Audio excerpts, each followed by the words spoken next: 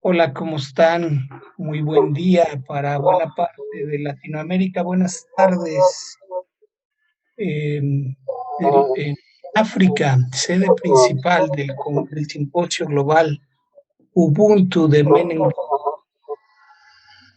Me da muchísimo gusto hacer contacto en Coatepec, Veracruz, Los Cabos por parte de México, en San José, en Bolivia y en un ratito en Medellín, para desarrollar la mesa de identidad, diversidad y transmasculinidades.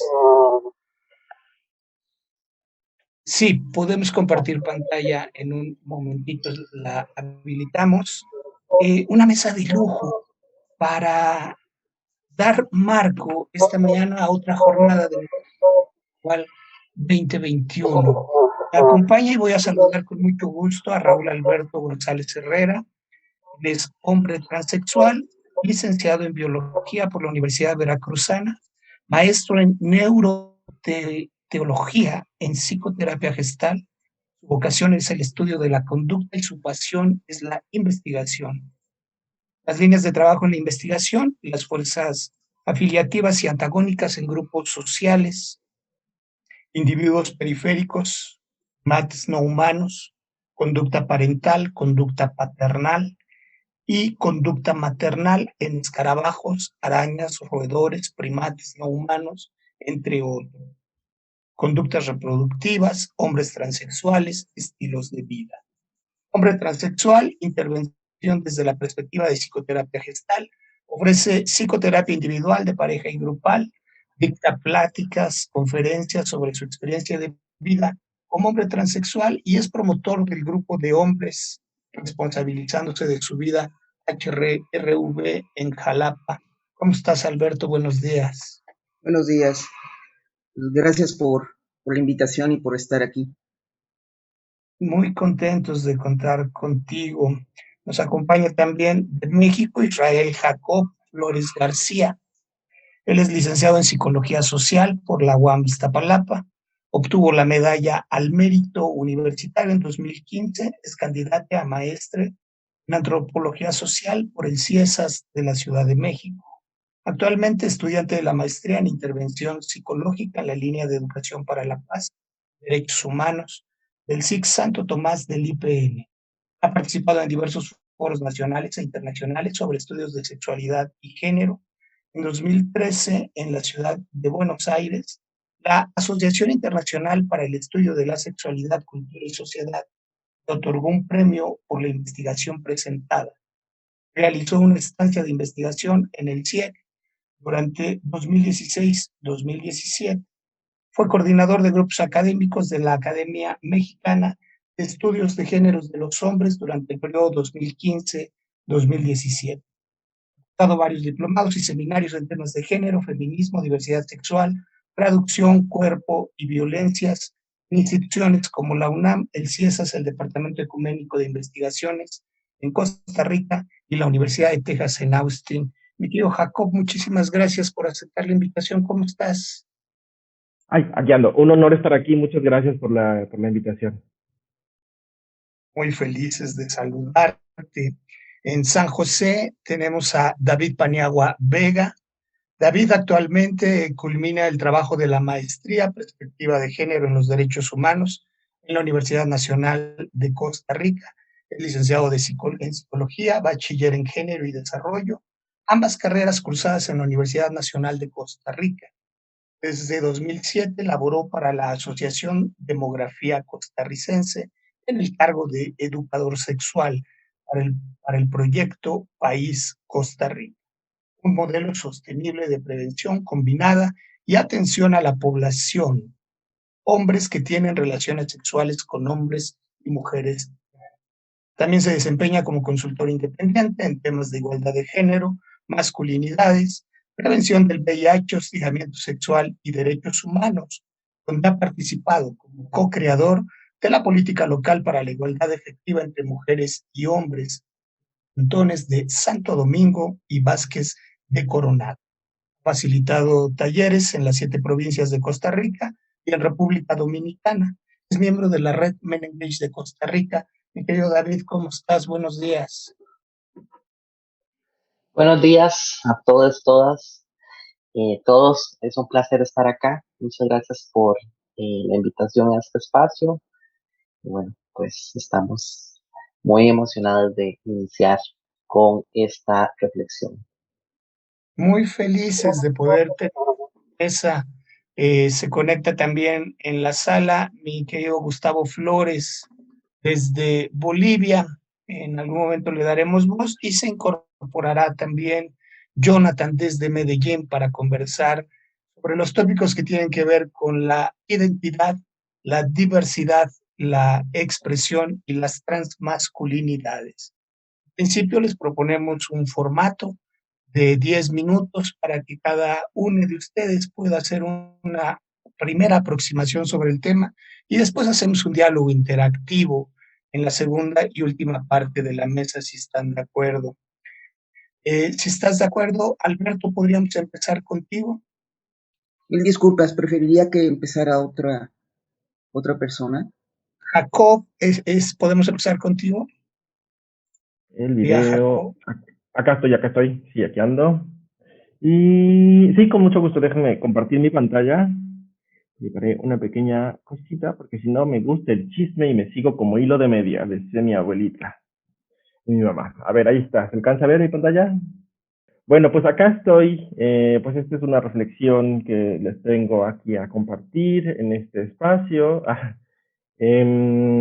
Pues ya saben, ya les platicó Alfredo de mí y bueno, lo que no viene ahí en mi semblanza es que pertenezco a una colectiva feminista, incluyente, que se llama Pluriversidades Feministas, que somos un grupo de académicas, activistas, personas de la vida de a pie, pues que a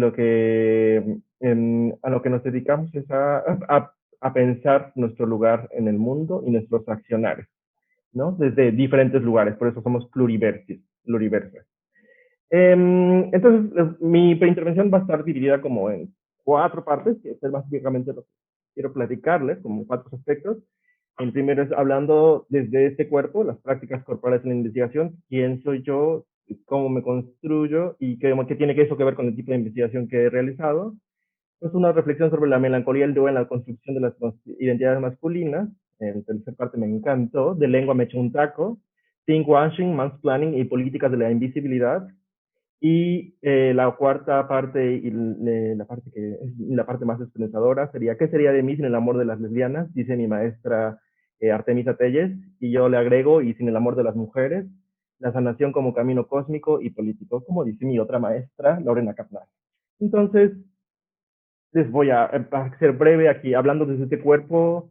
¿Qué son las prácticas corporales en la investigación? Este es un concepto que desarrollan la querida Marisa Ruiz Trejo, de la Universidad Autónoma de Chiapas, y Dauder García, en España, no me acuerdo ahora dónde está mi querido Dauder. Y lo que nos hablan es cómo en el proceso de la investigación, generalmente lo que hacemos, o la intervención, lo que hacemos es mostrar el resultado, pero como decía yo en una clase con Marisa, no enseñamos el truco de magia, no decimos cómo sacamos al conejo del sombrero, solamente mostramos los resultados. Y desde una ética y práctica feminista, el cuestionamiento es cómo estamos construyendo el conocimiento, desde dónde lo estamos construyendo, cuáles son nuestras preconcepciones, nuestras visiones políticas del mundo. Y pues desde ahí les voy a platicar, ¿no? Entonces, vengo también, esta reflexión también se ahonda con mi reflexión académica sobre el cuerpo y las emociones en la investigación, ¿no? Pero además no solamente en la investigación, porque hay toda una beta de investigación y cuerpo, emociones en las ciencias sociales, sino una investigación comprometida, ¿no? Una investigación que lo que quiere es transformar las condiciones de las personas con las cuales colaboramos, ¿no? El posicionamiento del cual me trabajo es desde un procedimiento colaborativo y no de intervención y no de colonización, sino de construir con otros. Entonces, y ahí pues hablar desde el conocimiento situado, es decir, que representa que yo hable desde ser un cuerpo no binario, queer, trans, no sé qué soy, les cuento, ahorita les voy a contar más de mí, yo no sé qué soy, ¿no? Ahora con con esta nueva posibilidad de teóricamente analizar mi experiencia, es como, ok, claro que sí, no, la identidad masculina nunca me ha cuadrado, ¿no? Entonces, ¿qué implica, como dice Sandra Harding, crear todo un conocimiento desde un punto de vista, pero desde un punto de vista que no necesariamente es el privilegio, sino es el punto de vista desde unas ciertas opresiones que me atraviesan, ¿no?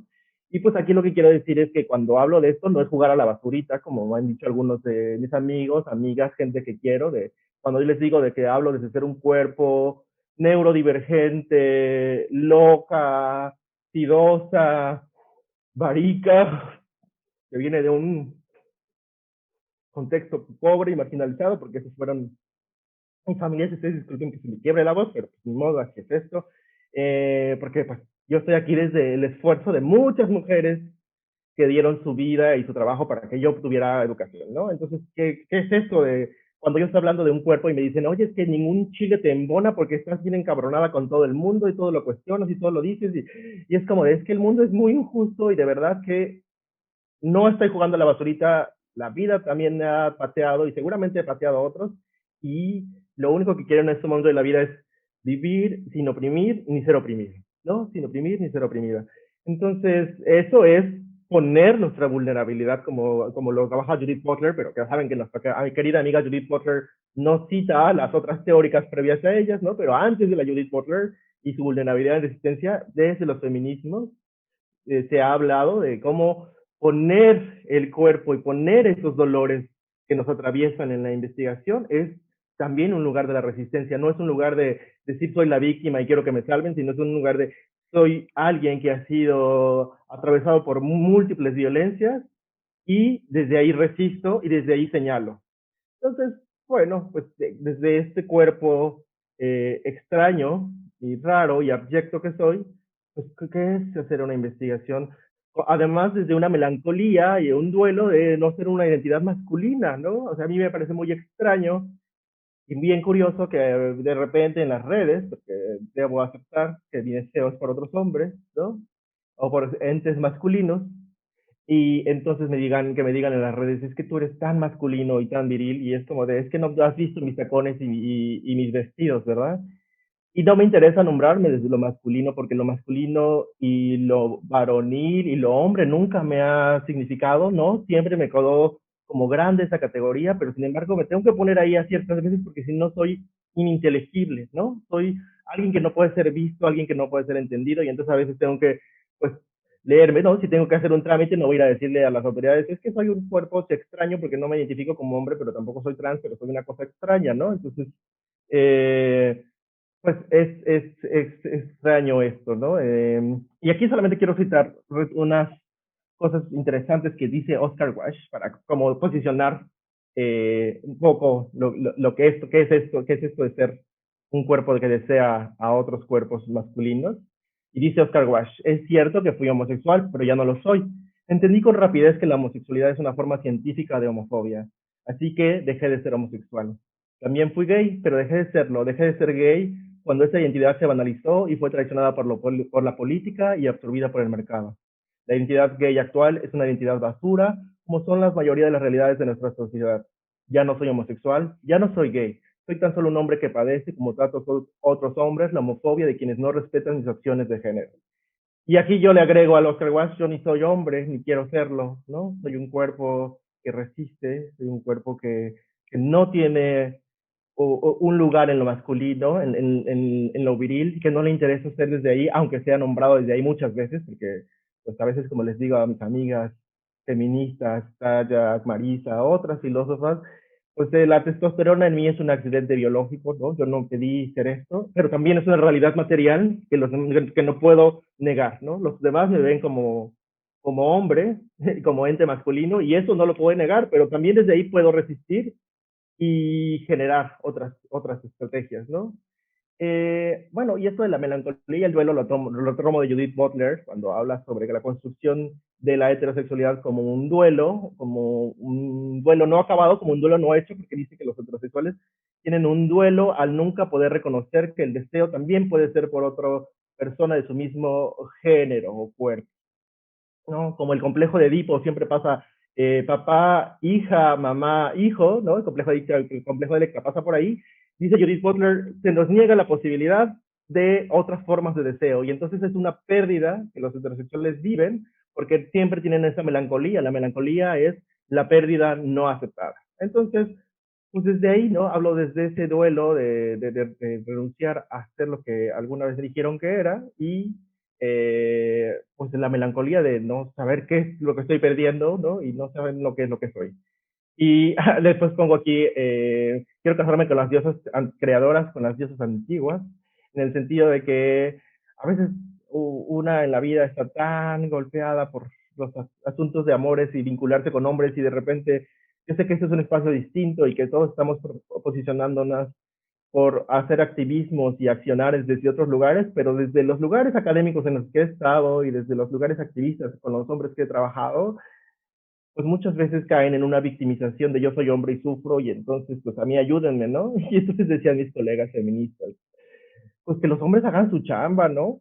Que si ya las feministas nos estamos desmontando y nos estamos destruyendo, que sean ellas lo que haga la chamba. Y entonces me creí el cuento y me fui con ellos y estudié masculinidades y estuve en la Academia Mexicana de Estudios de Género y estuve en varios grupos.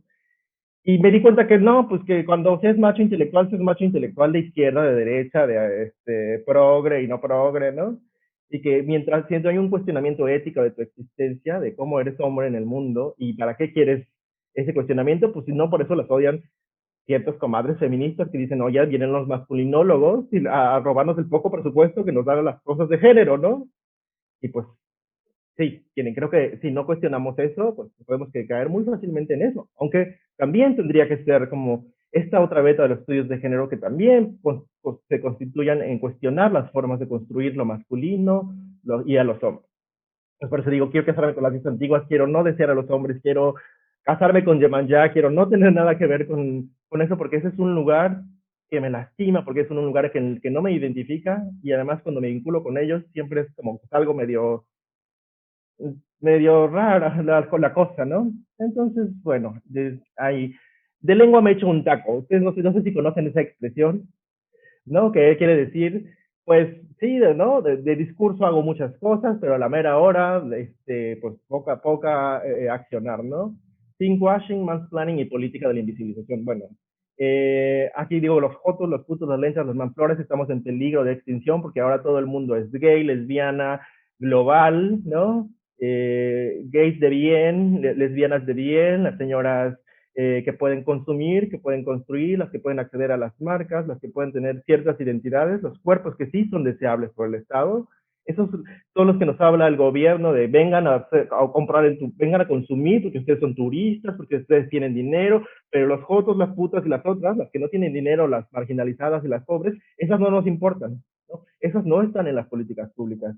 Y cada vez menos se van nombrando, ¿no? Porque todo el mundo quiere ser mejor el gay global y la lesbiana de las revistas. ¿Quién quiere ser el joto o la manflora de la colonia, ¿no?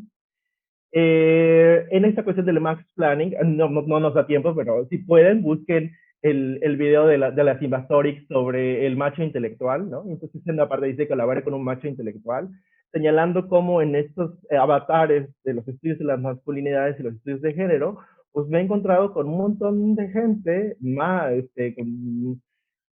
identificado como hombre y como mujer, bien machos intelectuales, ¿no? Que lo que hacen es utilizar las teorías de género y las teorías feministas para legitimar sus formas de ver el mundo y mantener su poder sobre otros cuerpos, ¿no? O sea, mientras no reflexionamos cómo desde nuestro privilegio podemos someter a otros, entonces pues estamos como pues, medio bien perdidos y entonces vamos a seguir siendo machos y machas intelectuales agarrándonos a librazos a las personas y no estoy exento de haber hecho eso, les digo de antemano, ¿no? También soy una macha intelectual que a veces estoy tan arisca de tantas cosas que he recibido que me agarro a librazos al primero que me pone enfrente, ¿no?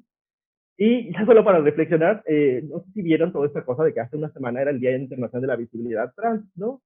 Y pues unas amigas, Marisa, Sayac, Valencia y otras, me estaban diciendo que las invitaron a un evento de inclusión de los cuerpos trans y las pedagogías trans en la universidad. Y lo primero que pasó es que una académica a quien respeto mucho, ¿no? Norma Mogrovejo, que tiene todo mi respeto y admiración porque es una académica maravillosa, ¿no? Cuestionó algo que es muy cuestionable y que tenemos que ponernos sobre el dedo sobre la llaga y no quitar eso, que es qué onda con los discursos trans hegemónicos, ¿no? ¿Qué onda con los discursos trans y el capitalismo y las subjetividades neoliberales? Estamos de acuerdo, vamos a cuestionar eso porque también podemos cuestionar a los feminismos hegemónicos blancos coloniales que someten y que dominan y que en el nombre de los derechos humanos subyugan a otras y victimizan a otras. Claro que podemos señalar, tenemos que señalar la hegemonía, pero no nos podemos quedar solo en eso. No podemos decir que todas las experiencias trans son hegemónicas y capitalistas y neoliberales. O sea, estamos desdibujando toda una serie de vivencias, experiencias y cuerpos que estamos resistiendo en la academia y estamos resistiendo en la vida, ¿no? No podemos medir a todos con la misma vara. Y otra cosa de la brecha de los discursos y las prácticas es todo este discurso que se monta en las empresas, como bien lo sabemos, ¿no? Las empresas del Estado de decir, sí, claro, es que vamos a visibilizar a las personas trans y demás, pero pues a la hora de la verdad, ¿no? Pues es que no, si tú eres una persona trans, pero tienes tu nombre anterior, pues no te puedo reconocer porque legalmente no estás así y pues ni modo, por términos legales no te puedo reconocer, aunque yo tenga un anuncio de que soy una empresa que reconoce los derechos, pero no, es que legalmente no, entonces de repente pues de lengua me echo un taco, ¿no? O sea, yo puedo decir que soy súper incluyente, pero a la hora de las prácticas cotidianas, ¿no? De lo que afecta a la vida cotidiana de las personas, realmente no estoy transformando. Porque, como decían mis amigas de Cepito, soñar no cuesta nada, ¿no? Decir no cuesta nada, promesas y promesas, ¿no? Pero a la hora de la acción, pues las personas trans, los cuerpos trans en la academia y en los espacios son abyectos, son espacios, son lugares y posiciones que no todo el mundo quiere ver, ¿no? En la academia, en las empresas, como que está muy bien que se vea en el comercial, pero a la hora de la acción, a la hora que los vemos aquí de frente, no, es que tú estás retomando la masculinidad hegemónica, o tú eres la mujer, la feminidad, que tanto las feministas hemos tratado de negar, y es como de, óigame, pero escúcheme, véame, hable conmigo, no hable con sus libros y sus discursos, ¿no? Entonces, este es solo un llamado. No sé cómo ando de tiempo, pero ya nomás para concluir, como retomo a mi maestra Artemisa Telles, que dice, ¿qué sería de mí sin el amor de las lesbianas? Yo les digo a ustedes, ¿qué sería de mí sin el amor de las lesbianas? Porque he estado bajo el abrigo y el amor y la red de muchas lesbianas, porque en los espacios gay me he sentido violentada, excluida, siempre que señalo el machismo de los gays, pues me excluyen, razón por la cual salí de alguna organización de estudios de género, ¿no? Porque digo, no, ya, esos son machines, esos son comportamientos machines, y yo con los machines ni en pintura, ¿no?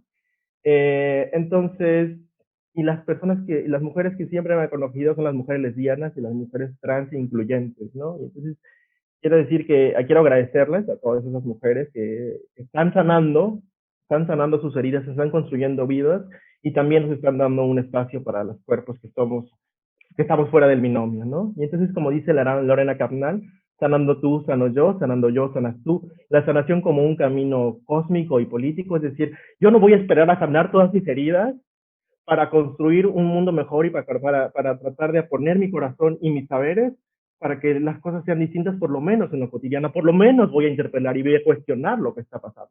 Porque si espero que yo esté muy bien, a que esté en paz espiritual, como me ha dicho mucha gente, es que no tienes paz espiritual y por eso te la pasas criticando a todo el mundo, pues si espero que eso pase, pues entonces el mundo se va a acabar, ¿verdad? Bueno, ojalá se acabara, pero ni se acaba, ¿no?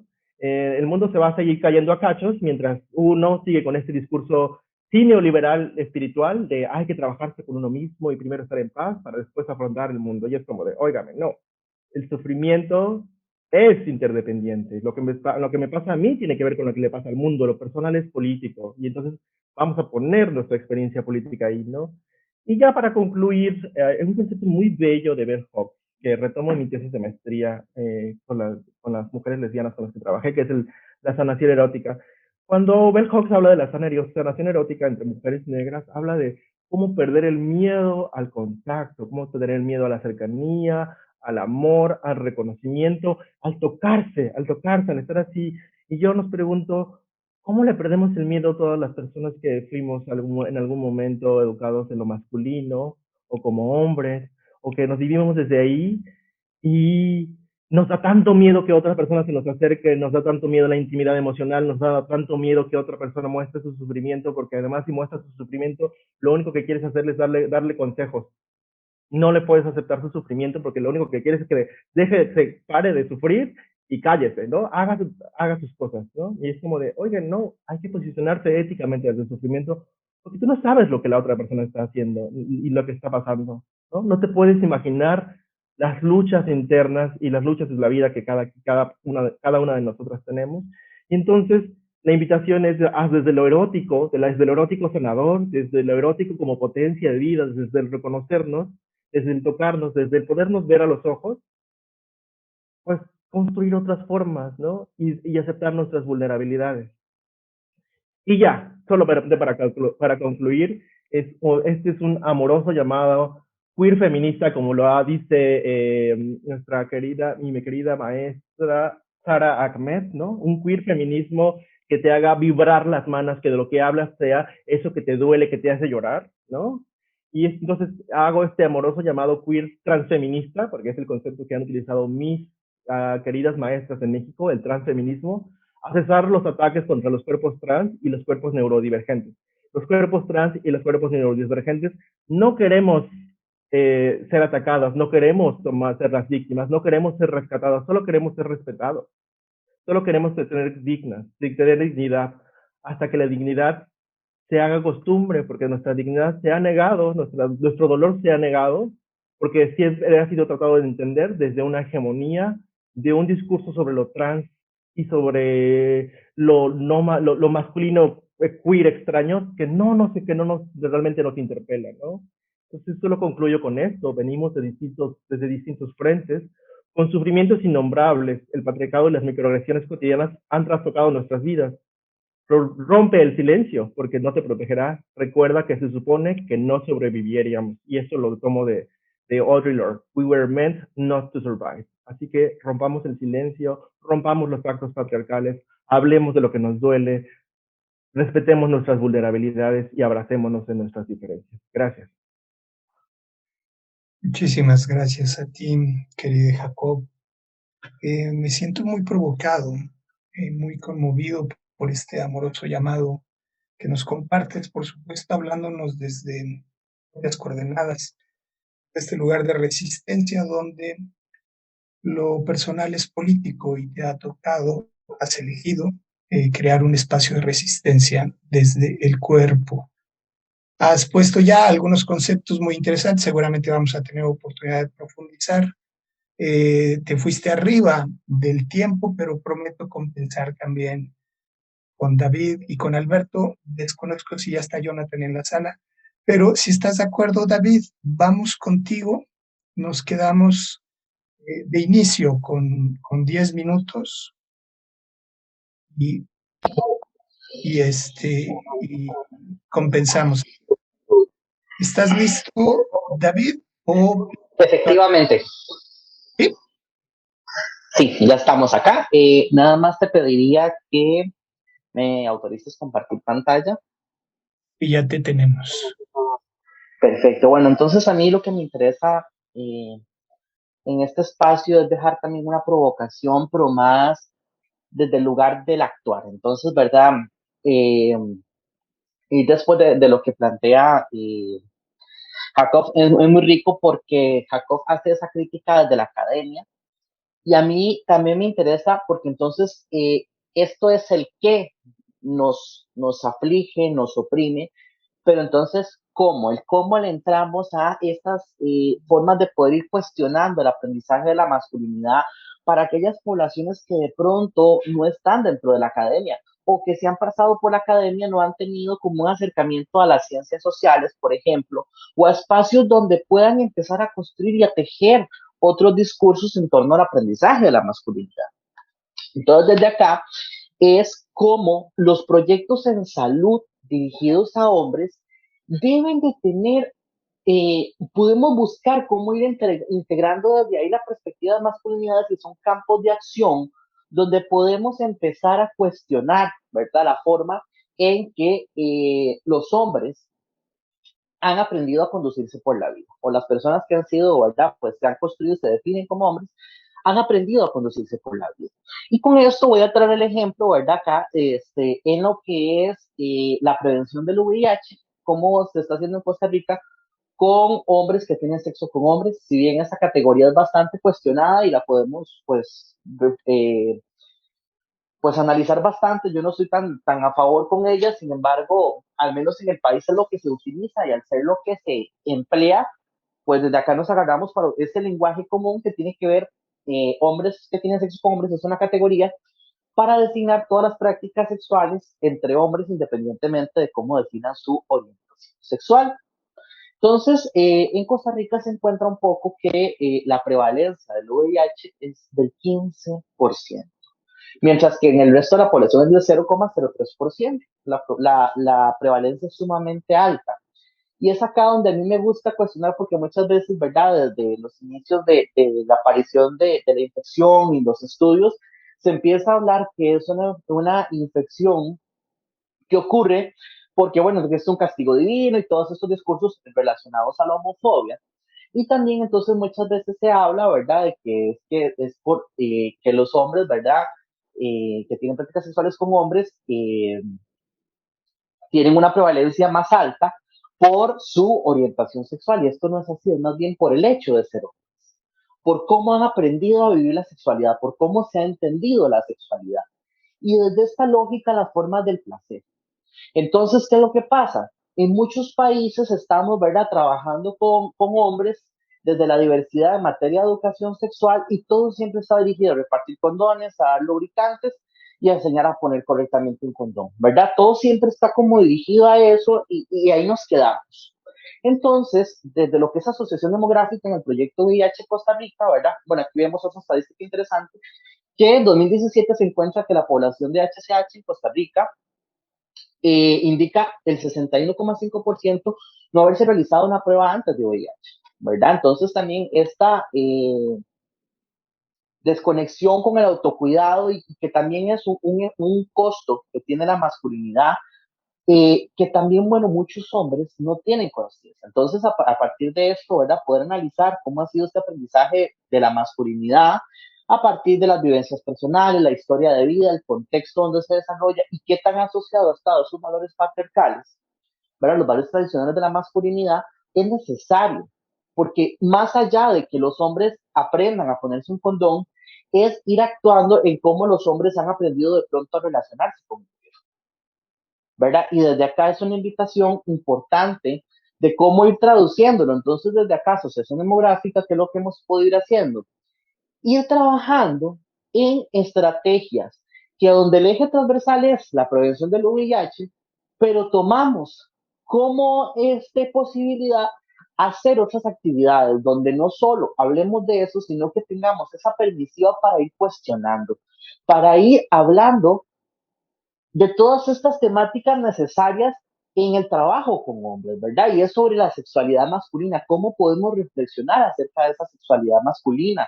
También sobre la utilización de aplicaciones, ¿verdad?, de chats para lo que son prácticas sexuales. Y acá en Grindr, ¿verdad? Bueno, pues, es una red que se usa para encuentros sexuales casuales, aquí en Costa Rica y en diversas partes del mundo.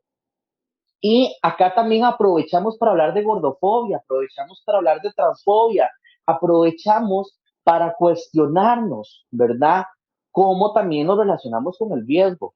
No es que queramos, ¿verdad?, por decirlo así, satanizar las prácticas sexuales con diferentes personas, o mucho menos, o hablar desde el discurso de la promiscuidad, no, es tener una conciencia en hasta qué punto yo lo hago por un disfrute, por un bienestar, o de pronto muchas veces las prácticas sexuales, a partir de aprender a la masculinidad, se vuelven en un mecanismo de escape, de desconexión o un recurso para no hacerme cargo de lo que siento, de lo que pienso, de lo que hago, ¿verdad? Entonces se vuelve como un medio de escape.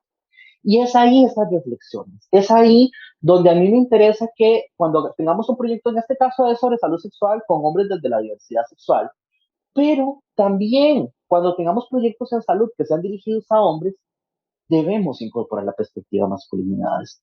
Los poppers, que es un tipo de droga inhalable que se utiliza principalmente para prácticas sexuales, también, ¿verdad?, cuestionarlos y también utilizar esta perspectiva de masculinidades sin abandonar tampoco en estas sesiones, poder hablar de uso correcto del condón, de generalidad del VIH, pero también ir pudiendo traducir. A mí algo que me ha importado mucho desde que yo empecé a trabajar con los estudios sobre género, es poder ir comprendiendo, bueno, cómo traducimos esto que estamos produciendo en la academia y lo podemos accionar para las poblaciones, para diversas poblaciones, cómo podemos agarrar y hacer, traducirlo en acciones y en política pública también, ¿verdad? Entonces, también, bueno, por ejemplo, acá el trabajo con PrEP, que es un medicamento que existe para lo que es la profilaxis preexposición, es decir, es para prevenir el VIH.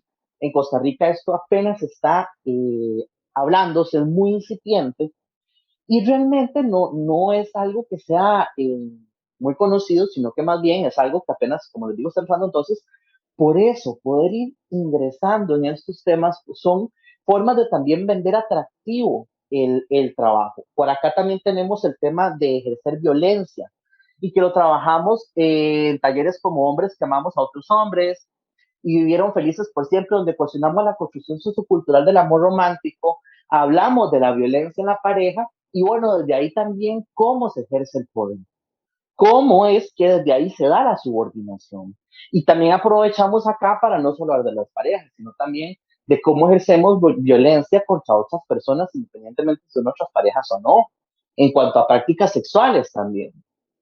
Entonces, desde acá también, ¿verdad? Poder promover esos espacios de reflexión como este taller que fue Yo Perreo Solo, relaciones abiertas, donde estamos abriendo esas posibilidades, porque al menos en Costa Rica no existen esos espacios.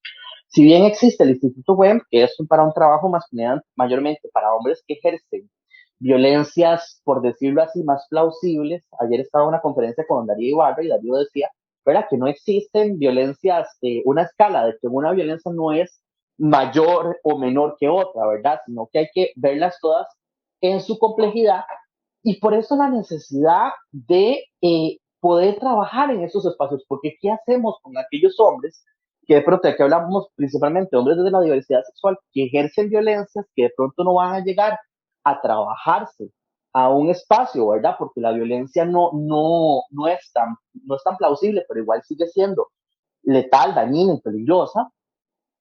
Y si no es así, ¿verdad? Entonces esto ha sido como esos espacios que hemos podido ir habilitando, ¿verdad? También talleres sobre bondage, que es una práctica que se utiliza en amarres. A partir de nudos, el cuerpo se va, bueno, pues dicen que se va inmovilizando el cuerpo para liberar el alma. Aquí podemos hablar temas como el consentimiento, tan importante en las prácticas sexuales.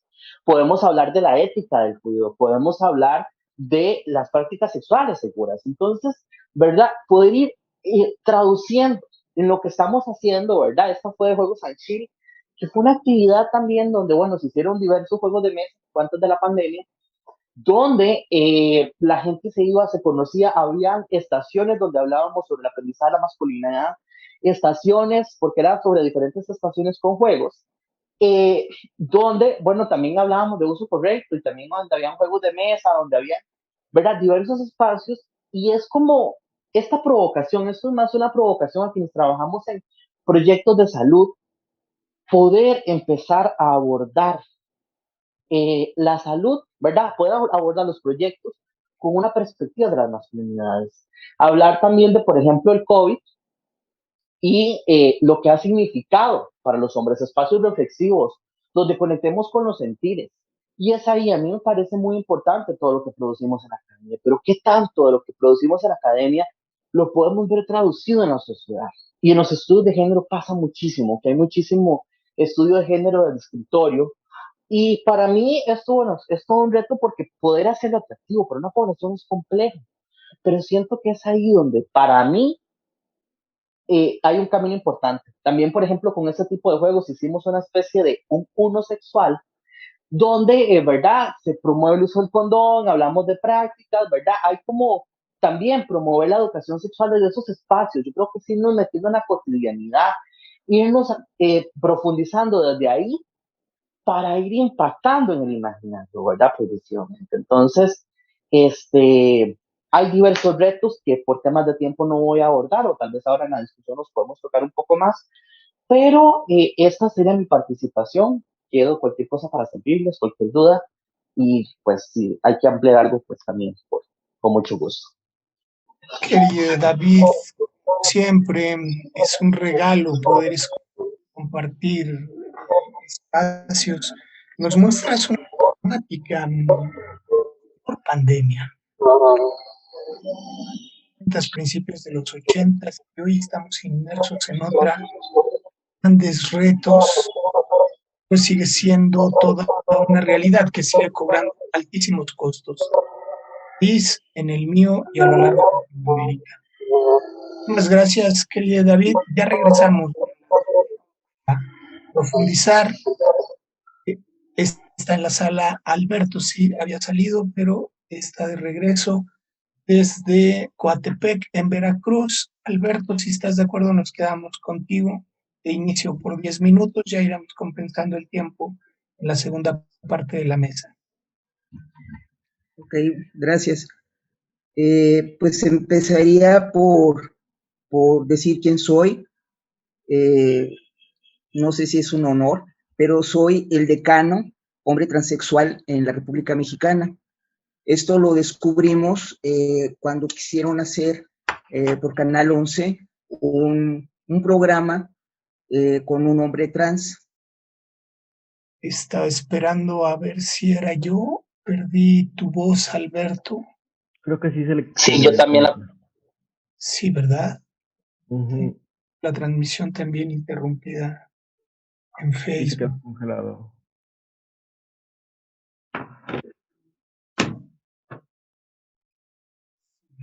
Me manda un mensaje por WhatsApp, Alberto, que le sacó la red. Ya regresaremos con Alberto. Y pregunto si en la sala está Jonathan, que haría conexión desde Medellín, de la Mesa Nacional de Masculinidades. Yo tengo aquí vista panorámica y no se ve. Gustavo, Belén, Norma, no sé si alguno. Ya, no ha ingresado. Muchísimas gracias, David. No está Jonathan y salió de la sala, le sacó la red a Alberto. Bueno, pues le damos la bienvenida justamente a Norma, a Belén, a Gustavo. Quisiéramos abrir un espacio para escuchar algunas reacciones. Yo les comparto algunos comentarios que nos hacen los compañeros que siguen la transmisión en Facebook. Casi todos son manifestaciones de afecto. Amo tu sentir y tu pensar, Jacob, dice Claudia Chacón. Saludos de David, a nuestro querido David desde Nicaragua, Raúl Rosales en Perú, Sara Santiago, Benito desde Jalapa, mi querido Beno, qué bueno que sigue la mesa, excelente mesa. Quiero darle voz a los compañeros que están en la sala. Si alguien quisiera hacer llegar un comentario, pudiéramos aprovechar este intervalo que se abrió. Si tuvieran alguna reacción frente a los primeros planteamientos que hacen David y Jacob. Regresó Alberto, te veo en la pantalla, Alberto. Si gustas abrir tu micrófono y retomamos. ¿En qué fue lo que... ¿En qué me que quedé? Canal 11 había, a través de una invitación de Canal 11, habías hecho un hallazgo importante. Oye, ¿y si le marcaras por teléfono y si lo conectas? ¿O le marcamos por teléfono si alguien tiene su número? Yo creo a que mí me pasa esas cosas y siempre el teléfono es el que resuelve las cosas. Yo creo que va a terminar por ser la opción. Vamos a usar la línea telefónica contigo, Alberto. Enseguida te marcamos. Y antes de este segundo intento, abríamos el micrófono con los compañeros que están en la sala por si tenían alguna reacción. Norma escribe que tenía un link equivocado. Sí, se difundieron 2 links, lamentablemente. Bienvenida. Sí, le pasó lo mismo a Jacob.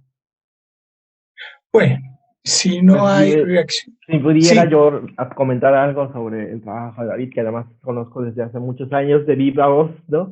Primero, pues reconocerle esta cosa de poner el cuerpo y toda su pasión. Recuerdo que estaba empezando a estudiar la psicología gestal en aquellos años cuando nos conocimos. Y tan maravillosa como siempre, mi hermana, mi querida. Me encanta que estés así y me encanta todo este dispositivo artístico para poderle llegar a los morros, ¿no? Y me parece que es bien interesante, pero también es un lugar muy cuestionable, como todas estas políticas de la prevención, ¿no? Porque ya tiene que pasar por otras cosas, ¿no? Como bien lo dices, o que tiene que pasar por la construcción de la masculinidad, tiene que pasar por la construcción del vínculo romántico, por la construcción de qué pasa cuando te encuentras con un cuerpo con VIH, como soy yo, ¿no? Que ayer me pasó en una reunión con gente que estábamos tomando solo una copa, ¿no? Ay, es que no puedo tomar de tu mismo vaso porque me lo vayas a transmitir. Y yo así de, siglo XXI, por favor, no, pero es más probable que me pases tú tus cosas de tu boca fea que yo, ¿verdad? Pero, ¿qué pasa cuando estás ahí, no? Porque generalmente estamos como de evitemos, evitemos, evitemos. Bueno, pues ya estás ahí y luego, ¿qué carajos haces con tu vida y con la vida, no? Totalmente, querida, ¿no? Y es que va desde ahí, bueno, un placer siempre conversar y dialogar sobre esos temas. Y en efecto, de hecho, lo que hemos buscado es más abandonar el enfoque de prevención y optar por un enfoque de producción. Aunque desde la formalidad, lamentablemente, esto pues, sigues hablándose de prevención, desde nuestro trabajo es más promover, ¿verdad? Es más promover una cultura de derechos humanos, es más promover el cuestionamiento de la masculinidad y que eso per se va a ir traduciéndose progresivamente en la forma en que los hombres tienen sus prácticas sexuales a precisamente, ¿verdad? Llegar y el discurso hegemónico de las campañas de siempre, que es como no lo haga y meter miedo, ¿verdad? Sino es más bien promover una reflexión sentida sobre estos procesos de socialización y tomar en cuenta que no solo vamos a estar hablando acá que va a incidir en materia de VIH, incide en otro montón de situaciones de consumo de sustancias, de cardiopatía, ¿verdad? De otras enfermedades como cardiopatías, diabetes, ¿verdad? Entonces, ¿verdad? También, y tomar esa conciencia de los privilegios, porque también abordamos muchísimo el tema de los privilegios, de la subordinación, a partir de juegos, mucho utilizando el psicodrama. Para mí el psicodrama es una técnica hermosísima para poder corporalizar conceptos, ¿verdad? Porque es que acá, eso es algo que a mí siempre como lo decía anteriormente, me ha ocupado mucho, me preocupa muchísimo. Bueno, estas reflexiones que a veces académicamente son profundas, son complejas, pero ¿cómo las traducimos en acciones? ¿Cómo las hacemos para que esto llegue a la sociedad? Para que lo que estamos produciendo, eso sabes, de la academia, no se queden en la biblioteca, no se queden entre la burbuja de nosotras, ¿verdad? Sino más bien que esto se expanda. Y hasta ahora en Costa Rica ha sido un éxito en el sentido de que, bueno, los chicos responden, hay chicos que ya vienen constantemente a nuestras actividades, tampoco lo vendemos como un proceso, ¿verdad? Como un grupo de hombres, porque por el aprendizaje de la masculinidad y el tema con la población meta es complejo. Entonces, al hacer sesiones, ¿verdad? Que al fin y al cabo, quien las lleva una continuidad, pero quien va a una se lleva algo, quien va a otra se lleva también algo. Ha sido esa posibilidad, incluso mi trabajo de maestría ahora es crear ya un módulo específico donde queden ya sesiones, quede material. De hecho, estamos haciendo como una especie de gran banco, que va a ser el gran banco de la masculinidad, donde va a haber costos, donde se van a ver los costos, los privilegios, los mandatos, ¿verdad? De la masculinidad. Pero es eso, yo a veces aquí creo que la academia me ha tomado de que yo soy muy básico, porque a mí me gusta trabajar eh, para traducir. A mí no me interesa seguir produciendo saberes, libros, a mí me interesa hacer material didáctico, a mí me interesa establecer estrategias de que esto pueda llegar, y eso yo siento que es el principal reto que enfrentamos actualmente, de cómo las reflexiones académicas las podemos transformar en acciones. Entonces he estado como muy conectado y por supuesto concuerdo con vos, ¿verdad? Todo el estigma y toda la idea de ahí de que siempre es como cuídese, cuídese o si no, no te vas a morir o todos esos esfuerzos. Y no es desde ahí, ¿verdad? Sino en efecto, es también ir rompiendo el estigma, muchísimo la transfobia, porque también, ¿verdad? El hecho de ser gay, bi, no quita lo macho, vos lo dejaste muy claro en tu ponencia. Y desde ahí, esa necesidad de irlo poniendo en acción. A mí me gusta mucho la palabra despatriarcalizar y me gusta mucho porque más allá de agarrar una palabra que en teoría es sustantivo, la vuelve un verbo, Claro. porque es lo que tenemos que hacer, actuar sobre ella. Entonces, me encanta y bueno, pues ni hablar de tu trabajo, tu ponencia, impresionante la reflexión y la profundidad y la necesidad que tenemos de cuestionarnos este lugar de la masculinidad. Yo por ahora me quedo aquí a ver si cambiamos algo. Eso es al menos lo que yo... Por favor, cada una en nuestras trincheras o en nuestros lugares, porque trinchera es pensar que estamos en guerra y pues ya se acabó el combate, ya no estamos en guerra, ya estamos construyendo caminos de paz. Exacto, entonces Y bueno, y pues por ahí. toda una resignificación del lenguaje también, una actitud, una posición de vida y una palanca de transformación social que dices, coincido, han sido suficientemente contundentes en la primera aproximación que hacen y le ha tocado enfrentar el reto de romper, por un lado, con el binarismo, por otro lado, con materializar trabajo comunitario, estas grandes reflexiones y aportaciones desde la academia en su apreciación, en su lectura. ¿Cuáles son los avances? ¿Cuáles son los pasos que sí hemos logrado dar, que sí se han logrado trascender? ¿Y cuáles son los retos? ¿Qué es lo que todavía nos falta por hacer? Quien quiera de ambos, Jacob, David. Pues yo como soy una cosa extraña entre lo activista y lo académico, ¿no? Estoy como en esa bisagra. Pues en lo teórico está bien interesante las cosas que podemos reflexionar, ¿no? Hay cosas maravillosas que yo me encontré cuando hacía mi trabajo de licenciatura de un grupo en Nueva York que se llamaban los F-Feminists, ¿no? Los afeminados feministas, y cuestionaban esas cosas. Entonces, teóricamente podemos hacer cosas maravillosas. Hay académicos maravillosos que conozco que tienen publicaciones y cosas, pero a veces nos quedamos en la reflexión y de lengua me echo un taco, ¿no? De lengua me echo un taco porque conozco a muchos de esos académicos y pues así como me pueden decir, la Jacob tiene sus comportamientos machines y asumo mi responsabilidad y digo, ay, carajo, discúlpeme, asumo mi responsabilidad ética de existir y trato de cuestionar y de no volver a hacerlo.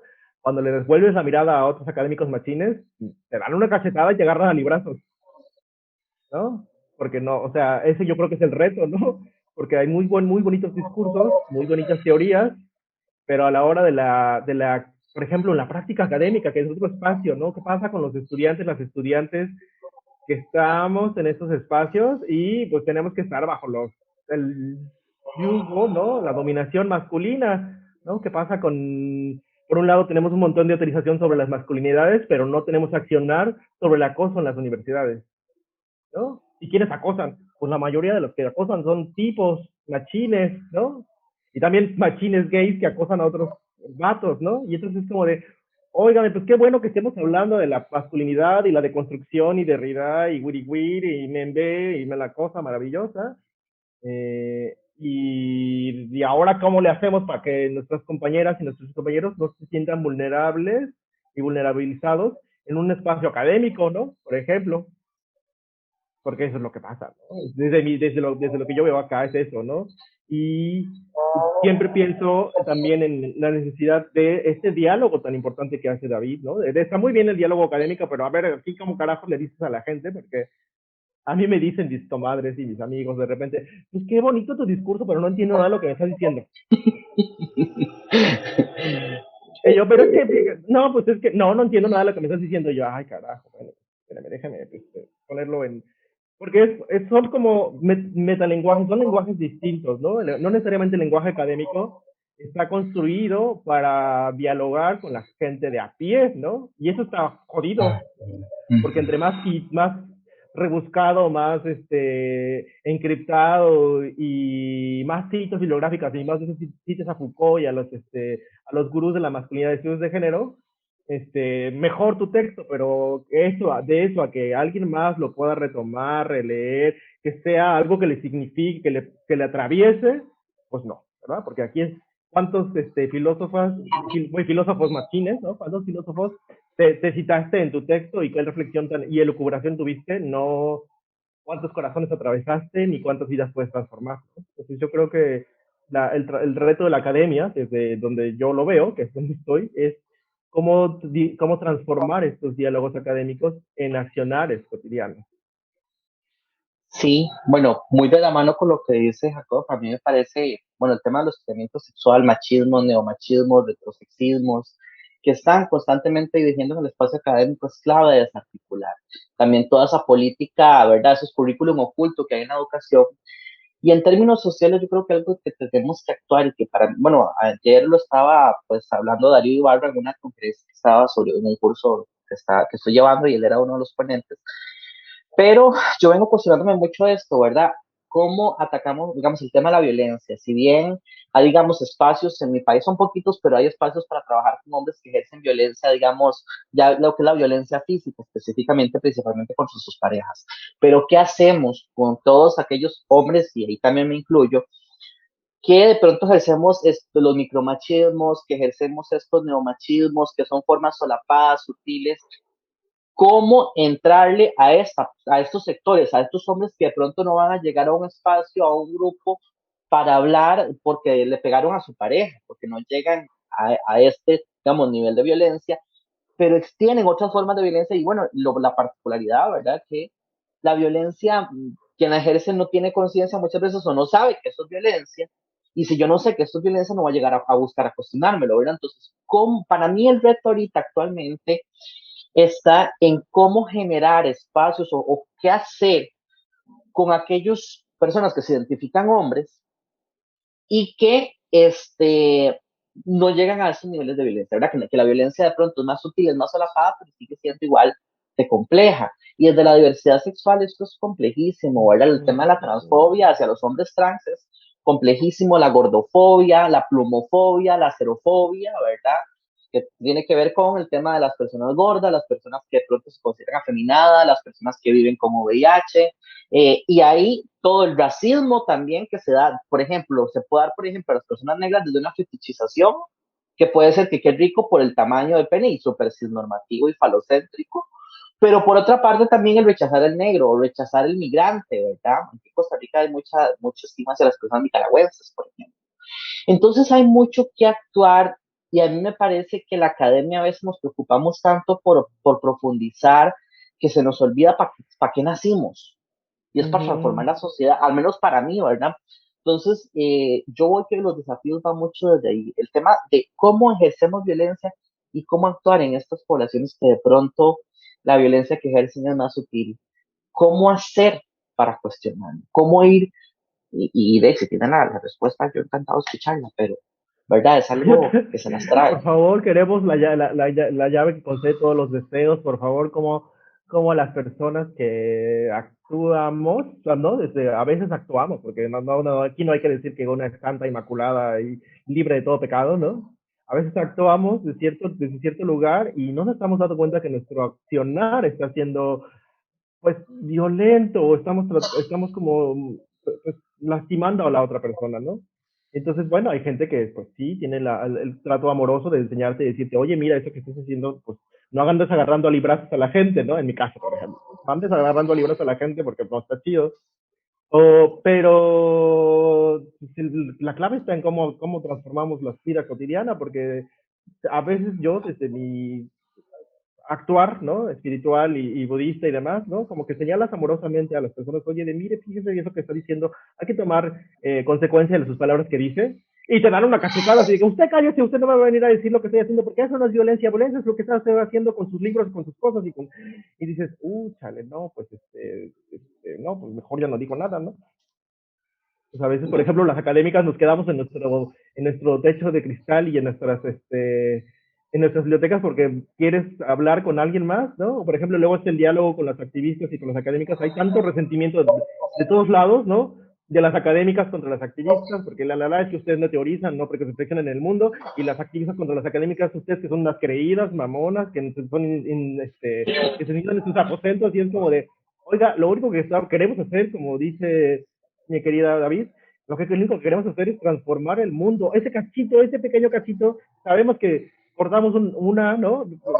Vamos a desmontar una cosa y van a salir más, pero nuestro camino por la justicia no se va a acabar porque es un camino de vida, ¿no?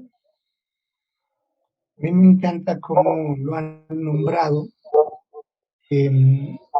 muy metafórica, pero también muy contundente. Jacob, cuando hablas de los librazos, es mucho más allá de la metáfora, corremos el riesgo de asumirnos portadores de la verdad y andar golpeando, correteando, cercando a las demás por la vida así. Quisiera preguntarles de qué manera trascender el mensaje tan contundente del cuerpo, que ustedes han diferenciado, y les pediría profundizar un poquito en estos conceptos, la identidad, la construcción de la identidad, la expresión de la misma y la práctica pueden estar en la misma persona o no, explicada para quien no tiene necesariamente contacto con los temas. ¿Y por qué el cuerpo puede ser un factor para reafirmar o para reciclar una práctica armónica de ser así? David, Jacob, ¿quién quiere primero? Yo tengo una cosa tengo una espinita y es que no poder escuchar a nuestro compañero ni a Jonathan ni a Alberto. O sea, como que yo me quedo con esa espinita de por favor, invoquémosle, comunicémonos con ellos, sus voces son importantes, sus experiencias son importantes. Y entonces, solamente hago como esa exhortación a que aquí les estamos pensando, compañeros, aquí les estamos invocando y su presencia aquí es Invocando. Creo que y, Alberto se acaba de conectar, creo. ay, si no le marcamos o le mensajes telepáticos o paloma mensajera. Fíjate qué Me poder, habla, porque se está conectando. Ya habíamos hecho contacto con Alberto y le habíamos sugerido utilizar el teléfono para pero conectarse ¿y a la... si una llamada normal y le pones en las manos libres? Si quieres yo le marco, o como sea. Ahí tenemos a Alberto. ¿Nos A sigues, ver, Alberto? Pudiéramos... Sí, espero que ya no me vote. Me Excelente, te costó mucho escuchamos. trabajo entrar. Mejor me apuro. ¿Puedo seguirle? Adelante, Alberto. Mejor. Y me apuro, ¿no? Por si me saca. No, ya que ya no me saque. Estaba comentando de cómo nos dimos cuenta de alguna manera a través de este programa de este reality que querían hacer en Canal 11, de un hombre trans, pero de la tercera edad y transexual. No lo encontramos, yo todavía estaba en una situación sin hacer mi transición, estaba como mujer y se optó por hacer el programa de todas maneras. Y en la búsqueda nos damos cuenta, o más bien varios del equipo nos damos cuenta de que no existían en México hombres trans, por decirlo así, ancianos o viejos. Y en el internet yo ya me había encontrado con muchísimos hombres trans, pero todos muy jóvenes, de máximo 35 años, ¿no? Entonces, así como, ¿por qué esta situación?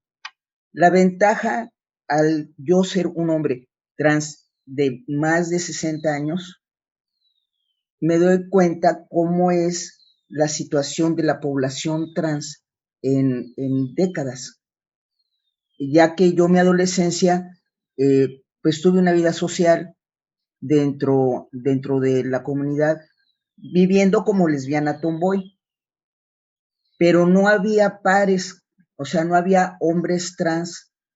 En Veracruz nada más había otra chava que, bueno, porque ni siquiera tomó su identidad trans, ¿no? Era una amiga. En México eran como 3 o 4 en la Ciudad de México. En Jalapa una persona más, hombre trans, y eran todos los trans que había de mi época. Estoy hablando de los 70s y de los 80s, que es la adolescencia y donde uno se conoce, va al antro y qué sé yo, ¿no? O conoces por referencias, ¿no? En tal casa hay una persona así, ¿no? Y éramos una población, pues, conocidos entre nosotros. Nos damos cuenta de que no, que algo está pasando, ¿no? Decían que era porque antes había más presión para poderse visibilizar.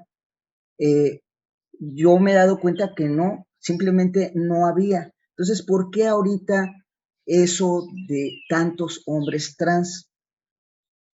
En consulta me han llegado personas trans para asesoría, para hacer transición y también para trabajar psicoterapéuticamente. Y lo que me he encontrado es algo muy triste, porque muchos hombres trans jóvenes de 20 años, más o menos, en realidad no son hombres trans, como yo les llamo, como yo, nato, ¿no? Que así nací y así se formó mi cerebro de una manera masculina en una etapa embrionaria, ¿no? En desacorde a mi cuerpo, que también fue, y mi genital, que fue formado y desarrollado desde una etapa embrionaria, y veo que acá es más que nada por una presión social, al extremo que en una paciente viene y me grita, no sé de dónde inventaron ustedes, como si fuera un invento mío, ¿no? Incluso personal, que los hombres trans es de nacimiento. Dice, yo era normal, y así me lo expuso, ¿no? Yo era normal hasta que decidí ser trans. Entonces ya viendo un poco su historia, fue una persona muy presionada al servicio, por tanto en su familia, tanto por su mamá, por otros miembros. Por ejemplo, ella no podía sentarse a comer hasta que terminaran de comer su papá y sus hermanos. Entonces tenía que hacer todas las labores propias de su edad, ir a la escuela, qué sé yo, y aparte la carga de ayudar a la mamá a todas las labores de la casa por ser mujer. Además de violencias, abusos sexuales y otras presiones sociales que no les permiten disfrutar su identidad tal cual. Y esto los lleva también a buscar una felicidad a través de una pertenencia al grupo. Entonces, de repente salen en YouTube un chorro de chavos que ahí no se ven todo el sufrimiento que conlleva ser una persona trans y hacer una transición. Y pues dicen, no, pues de aquí soy. Si voy a ser feliz, pues aquí soy, de aquí soy. El rollo es que también ya me llegan a mí a consulta con el rollo de que es que sí soy hombre trans, pero no me quiero hormonar o no me quiero hacer cirugía alguna. Cuando en definición científica, el ser hombre transexual es justamente nuestro anhelo, llegar a tener modificaciones en nuestro cuerpo. Si no, pues te quedarías en el rollo transgénero. Incluso ahorita ya coloquialmente revuelven la situación de transgénero, los términos transgénero con transexual. Pero y como dicen, la sociedad está equivocada. Pues, ok, podrá estar equivocada, pero se están perdiendo de todo este rollo de la información biológica, que es lo que les puede dar la pauta. Y como yo les digo, si eres transexual nato o eres un transexual social, como yo les denomino, no importa. La conducta en sí no es otra cosa que el poderse manifestar para lograr tu felicidad. Entonces, si eres transexual y decides ser transexual social, y eso te va a llevar más hacia una felicidad, bien, pero hay que trabajarlo bien, porque después me llegan, después de una modificación de cuerpo con hormonas o con cirugías, y me dicen, es que yo no quería esto, pero a mí yo me sentí muy presionado, porque incluso en la asociación civil a la que yo acudía, me decían, pues ¿eres transexual o no eres transexual? Entonces, presión por un lado y presión por el otro. Esto me lleva a mí, como ahorita todo lo que estoy diciendo, pues es de dicho, no tengo datos. Entonces, me lleva a mí a buscar información científica, busco, no encuentro, pues entonces no hay otra que generarla a través de hacer investigación con toda la metodología y con todas las coautores que sean necesarios para poder llevar bien a término, para poder dar elementos, para poder dar buenas intervenciones a estas personas y no dejarlas, ¿no? Que incluso mutilen su cuerpo, ya sea hormonal o con cirugías, y de repente estén con el rollo de que es que yo no soy de aquí. La identidad, lo que siempre nos preguntan, ¿no? ¿Cuándo te diste cuenta de que eras hombre? Bueno, a mí me preguntan. La identidad no es algo que en un momento dado se determine, ¿no? Es inherente a uno, como cuando te diste cuenta que eras blanco. Y esto me recuerda la novela de Mr. Pip, donde él es un hombre blanco, donde vive en una comunidad de negros. Y por cuestiones del destino, llega a ser el maestro de los chiquillos de ahí de la isla. Y hay un cuestionamiento de que qué se siente ser negro, porque él es el único blanco en la isla, ¿no? Y los chiquillos le preguntan, ¿no? ¿Qué se siente ser blanco? Entonces, ellos dicen que tanto los chiquillos como el maestro contestan, ¿no? Yo me siento blanco cuando hay negros. Y los chiquillos negros le contestan, uno de los chiquillos, pues yo me siento negro cuando hay un blanco. Entonces, aquí igual, aquí yo me di cuenta que era transexual cuando me empiezan a formar en la fila, en el kinder de las niñas. Porque decía, pues yo de aquí no soy. Cuando en ese aspecto yo tuve mi familia bien buena onda, porque siempre me aceptaron y me reconocieron tal cual desde siempre. Entonces, incluso mi mamá me ayudó mucho para poder yo llevar a la escuela. Estoy hablando de 1960, ¿no? Donde yo tenía que llevar ropa de mujer, ¿no? En la escuela. Entonces, por ese lado, mi mamá me ayudó siempre para que yo pudiera llevar pantalón, chalequito, no usar el mandil, en escuela de monjas incluso, ¿no? Ya en la secundaria. Por ese lado yo no tuve problemas, pero no, la mayoría sí los tiene. Entonces, aquí es mi necesidad de hacer una investigación para poder realmente llegar a un buen término de intervención y poder ayudar a estas personas, porque entonces sí hay lo que se dice en bases biológicas, que no es una ideología de género. En mi caso, no es una ideología de género, pero sí es un transexual. Lo que yo ahorita estoy trabajando más es hombres trans. Si es un hombre trans social, entonces sí se está hablando de una ideología.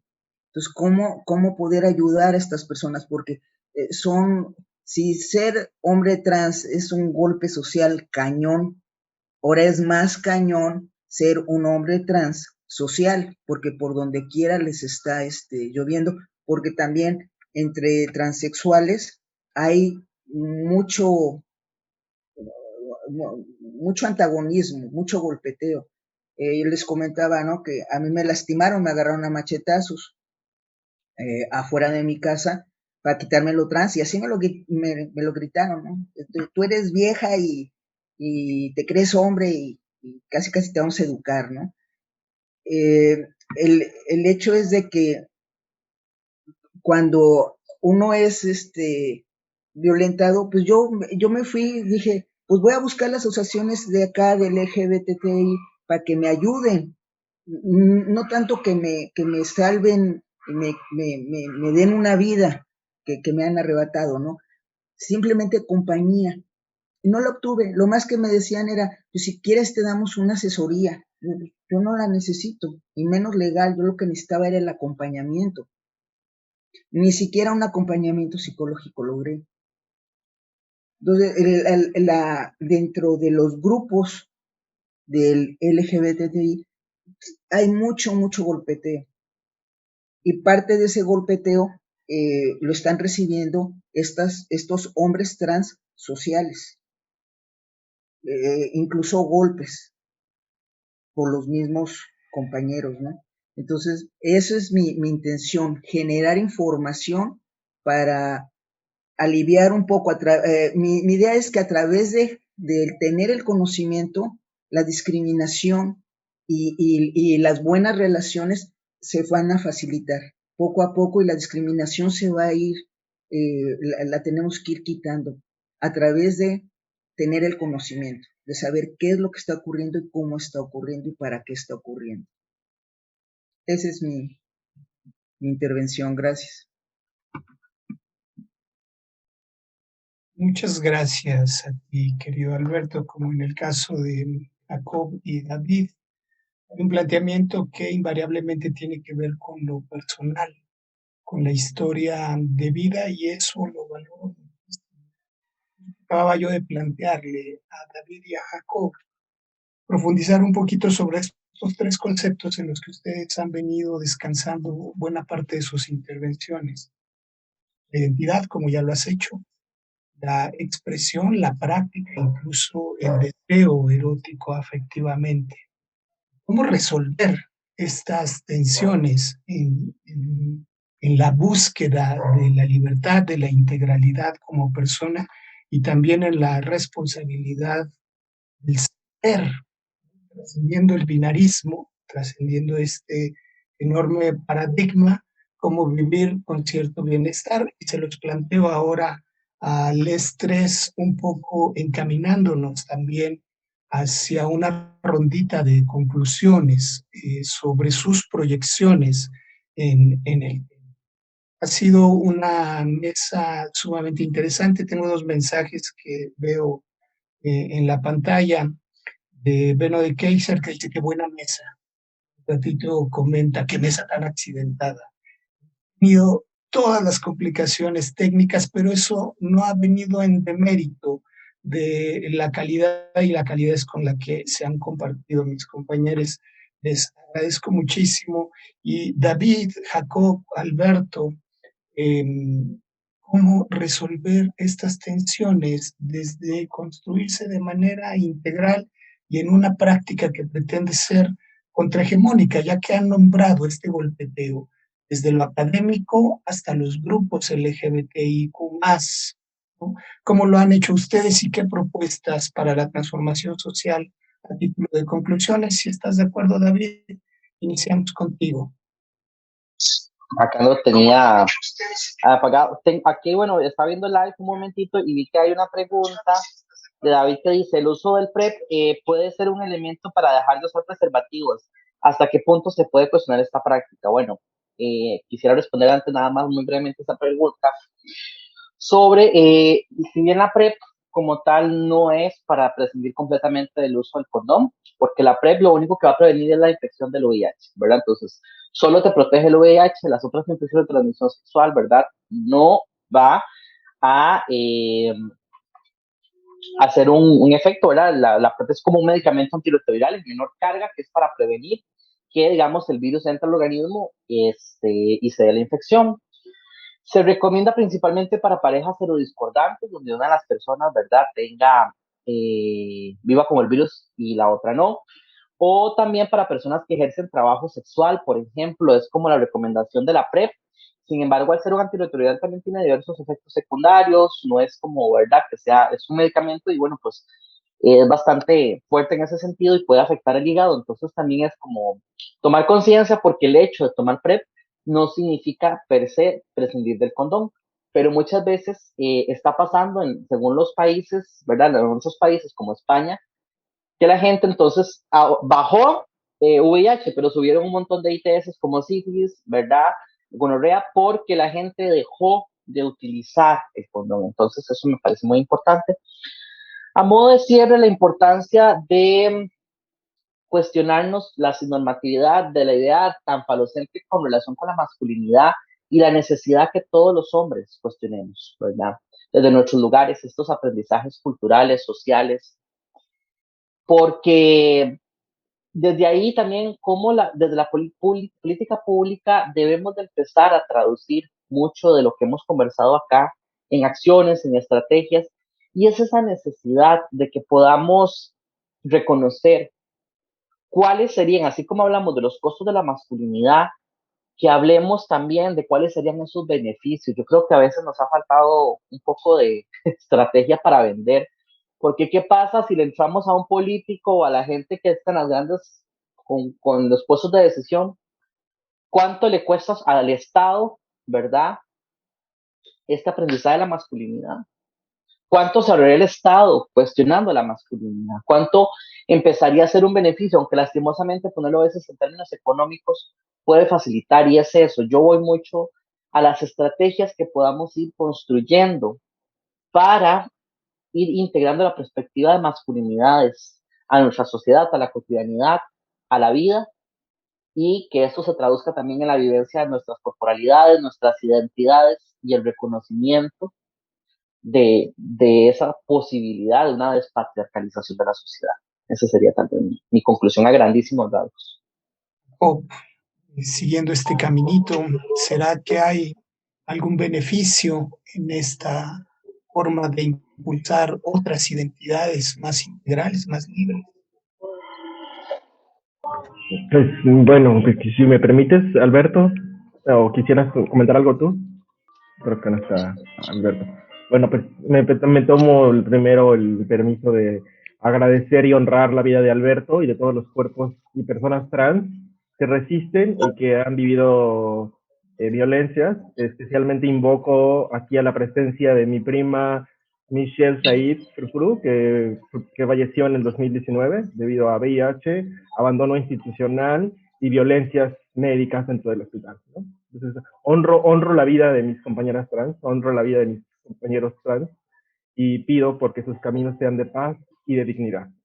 Y en ese sentido, retomando el cuestionamiento que nos haces, Alfredo, de cómo rompemos a ver, cómo desciframos este acertijo entre cuerpo, deseo, identidades y demás, pues fíjense que para mí eso, mi lugar de refugio dentro del mundo, son los libros y las teorías y la filosofía y eso, ¿no? Ese ha sido mi lugar de resguardo y de refugio. Y entonces, antes de leer a Judith Butler, leí a otra autora que ahora no recuerdo, el libro se llama Identities in a Lesbian World, y ese como de los 70s, 80s, antes de que la Butler sacara su libro de Gender in Trouble, y ella señalaba esta cosa que después Butler señala en Mecanismos Psíquicos del Poder y otros libros, sobre la triada la perfección que buscamos en el pensamiento heterosexual como régimen político entre cuerpo, género y deseo. El cuerpo sería como la materialidad, y además recordémonos que el cuerpo no es una realidad dada, el cuerpo también es una realidad que puede ser interpelada y que no es una realidad biológica, en tanto que es incuestionable, sino que el cuerpo, como nos lo dice Alberto, ¿no? Pues no solo hay un sexo, hay diferentes niveles del sexo definidos a nivel del cuerpo, ¿no? El sexo cromosómico, el sexo gonadal, el sexo cerebral, ¿no? Entonces, para que no digamos que solo hay dos sexos, ni siquiera hay una forma de identificar el sexo, ¿no? Entonces, cuestionando primero nuestras verdades sobre el cuerpo, ¿no? ¿Qué es macho, qué es hembra? ¿Y dónde quedan los cuerpos trans? ¿Y dónde quedan los cuerpos intersex? Y porque si no, pues pasa como estas cosas, ¿no? Como lo que nos mencionaba Alberto, ¿no? De que hay personas que se mencionan trans, pero que no son trans, pero pues es tanta la presión, pues que dice que mejor soy trans para que no me dejen de joder, ¿no? Porque, como lo menciona en muchas autoras feministas, Monique Wittin, Judith Butler, otras, ¿no? Buscamos esta congruencia entre cuerpo, género y deseo. Entonces ya dijimos el cuerpo, la materialidad, el género como la expresión que adoptas y la identidad que adoptas, ¿no? Y tu expresión de género masculina, femenina, fluir o demás, ¿no? Eso sería, y el deseo como esta, pues cuestión de desear eróticamente, sexualmente a otros cuerpos, ¿no? Entonces, hay este mandato heterosexual que el cuerpo, el género y el deseo tienen que corresponderse, ¿no? Un cuerpo de macho tiene que comportarse como hombre, como hombre en una sociedad determinada, y además ese hombre desea solo a las mujeres, ¿no? Y la política está pensada desde ahí. Ustedes piensen cómo las políticas públicas de prevención de VIH, de prevención de embarazo adolescente y demás, está bajo el mandato de la heterosexualidad. Los propios heterosexuales sufren los estragos de la heterosexualidad obligatoria, pero pocas veces hablamos de estas melancolías, ¿no? Porque ni siquiera te dan la posibilidad de siquiera imaginarte otra posibilidad del mundo porque ya te dijeron lo que tenías que ser, ¿no? Entonces, yo creo que a nivel como teórico eso nos da como muchas herramientas, y entonces el chiste es cuestionar esos mandatos que hacemos, ¿no? Porque a una persona, como las que nos decía Alberto, ¿no? Una persona que tiene una expresión masculina, ¿por qué tendría que ser hombre? ¿Por qué tendría que modificar su cuerpo para eso? ¿Por qué nos dejamos someter bajo el sistema biomédico que dice que para que tener una experiencia auténticamente trans o ser de una manera, te tienes que modificar el cuerpo? ¿No? Y lo hablo desde mi propia experiencia, entonces me preguntan a mí, ¿y tú qué eres? Pues yo no sé qué soy, porque no soy trans, porque no quiero cambiar el cuerpo. Si ser trans es querer cambiar tu cuerpo, no soy trans, ¿no? Pero tampoco soy hombre porque no me identifico con ese mundo de los hombres. Entonces, ¿qué es? Pues no sé, inventemos nosotros las categorías porque además existimos en la vida y siempre hemos existido, nada más que queremos siempre como estar emonándonos en el binarismo de género, ¿no? Entonces, eso, cuestionar el mandato entre la congruencia entre el cuerpo, el género y el deseo, y, y señalar, yo soy de las personas que dice que, además, pues, como nos dice muy bien David, ¿no? De señalar los beneficios que podría traer esto, ¿no? Pues señalar éticamente y desde la justicia, como dice Graciela Hierro, como un bien supremo que tenemos que trabajar por el bien supremo de todos los seres, ¿no? Porque todos los seres accedan a la justicia y una vida digna. Ese debería ser nuestro, desde mi práctica académica, activista, ese es mi hijo, ¿no? ¿No? Que todos los seres, hombres, mujeres, trans, inter, queer, género fluido, tercer género, lo que sea, ellas, tengamos una vida digna y podemos acceder a nuestros derechos y que no sea el Estado y los demás y los amigos, los demás que nos tengan que estar diciendo cómo tenemos que ser, porque eso es lo que nos pasa, ¿no? En este juego de la identidad siempre es cómo te identificas, pero cómo eres visto. Porque yo me puedo identificar como un unicornio, pero si el mundo no me reconoce como un unicornio, no voy a ser un unicornio, ¿no? Entonces, yo creo que ahí hay varias cosas que podemos apostar. Gracias, Jacob, David, Alberto. Parece que una de las grandes trampas justamente está en esta tendencia por categorizar. Una de las categorías termina por limitarnos, termina por encajonarnos. Pareciera que la expresión se limita a cómo nos nombramos o nos nombra de afuera. Y ahí hay un atentado severo contra la integralidad y la libertad. También honro, por supuesto, cada una de las historias de vida, por supuesto, lo que ha nombrado Alberto, pero también lo que han puesto en palabras, en cuerpo, en vivencias, David, Jacob, y le mandamos un abrazo a Jonathan en Medellín, quien ya no le fue posible conectarse. Quiero cerrar abriendo el micrófono para Belén, para Norma, Santiago, Gustavo, si alguno de ustedes quisieran, a manera de cierre, compartir cómo se va, qué se lleva de esta conversación. Este es el espacio en la sala. Adelante, Gustavo, en Bolivia, te escuchamos. Muchísimas gracias por permitirme participar. Creo que ese ha sido un espacio de mayor conocimiento, de diálogo y de encuentro, ¿no? Creo que eso es bien importante, ¿no? El reconocer la diversidad, el reconocer el pluralismo, pero sobre todo el derecho a la existencia, ¿no? No tener a personas invisibles, que decía, ¿no? Entonces yo creo que es importante desde la ciudadanía buscar y promover el ejercicio de los derechos, principalmente los humanos, ¿no? Yo trabajo desde la salud, pienso que uno de los ejercicios, y yo trato de promover el ejercicio del derecho a la salud, y sí ha sido un gusto ver amigos de hace tiempo de Costa Rica, también y conocer a nuevas personas. Yo me he apartado un poco de la reunión porque justo estoy trabajando en un centro de salud de primer nivel en la ciudad del Alto, y algo que sí me interesa y quisiera escribirme es cómo generamos políticas de salud que beneficien a las diversidades, ¿no? Entonces, ahí hay que seguir sumando, hay que seguir visibilizándonos y reuniéndonos para poder conversar, crecer en ideas, crecer en reconocimiento y sobre todo crecer en activismo, ¿no? Que creo que es la acción lo que va a marcar la diferencia. Muchas gracias, Alfredo. Más gracias a ti, como siempre, Gustavo, por estar tan pendiente, por seguir cada una de las conversaciones de la región latinoamericana. En el chat, Baez dice, es clave incluir todos estos contenidos dentro de los... Completamente de acuerdo, fundamental en el principio de dignidad, en el enorme reto del aprecio de la diversidad, la integralidad que nos merecemos como personas. Nos vamos, David, Jacob, Alberto, quien estuvo de manera intermitente en la sala, pero por dicha, posible escucharle, y pronto volvemos a encontrarnos a nombre de la Coordinación Regional de Men Engage para Latinoamérica. Parto con mi querido Álvaro Campos, les mandamos un abrazo. No se pierda el resto de las actividades. Recuerde que este simposio global, ahora en su modalidad virtual, se extenderá 2 meses más hasta junio. Seguiremos teniendo diversos formatos para encontrarnos. Volvió a unirse a la sala Alberto. Si quieres intentar abrir tu micrófono, Alberto, para despedirnos. ¿Nos sigues?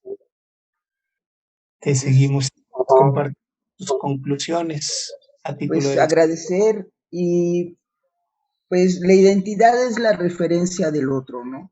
Entonces, teniendo la referencia del otro con las políticas actuales, pues es donde tenemos que inventar, ¿no? Situaciones para sobrevivir, ya ni siquiera pensar en ser felices, ¿no? Simplemente ir sobreviviendo. Entonces, es muy importante cambiar las políticas. Cambiando las políticas actuales para poder tener es que se me hace patético, ¿no? Cómo en esta época alguien nos tenga que decir quién es uno y cómo ser uno, o con quién tener relaciones y cómo tenerlas, ¿no? Relaciones eróticas. Es lo que es inaudito. Entonces, es importantísimo cambiar las políticas. Y esto es aparte, yo sigo con lo mismo, es a partir de educar, generar conocimiento real, porque muchos incluso es que yo creo, pues si no es religión, si tienes el conocimiento real, entonces vas a tener realmente las herramientas para poder generar las políticas que realmente sirvan para lograr una felicidad en cada uno de nosotros, con la identidad que te plazca y con el erotismo que quieras ejercer que te plazca. El chiste es llegar a ser felices. Gracias. Hasta que la dignidad se haga costumbre, citaba Jacob en su primera intervención, y rematas de manera contundente. Alberto, muchísimas gracias. La venganza es ser felices, le escribía David en mensaje privado. La venganza es ser felices, quizás solo por incomodar, con María también. Muchísimas gracias. Gracias. Jacob, David. Alberto. Gracias a ustedes. Alberto. Un placer. Un placer, Mando que un estén muy bien. abrazo, por favor, síganse cuidando muchísimo. Ojalá que podamos ir Pronto. compartir, Alberto, David, hagamos un grupo del chisme y sigamos construyendo red de amorosidad y de resistencia. Que así sea. Claro que Que sí. pronto nos encontremos. Abrazos para todos. Abrazos. Cuídense mucho, por favor.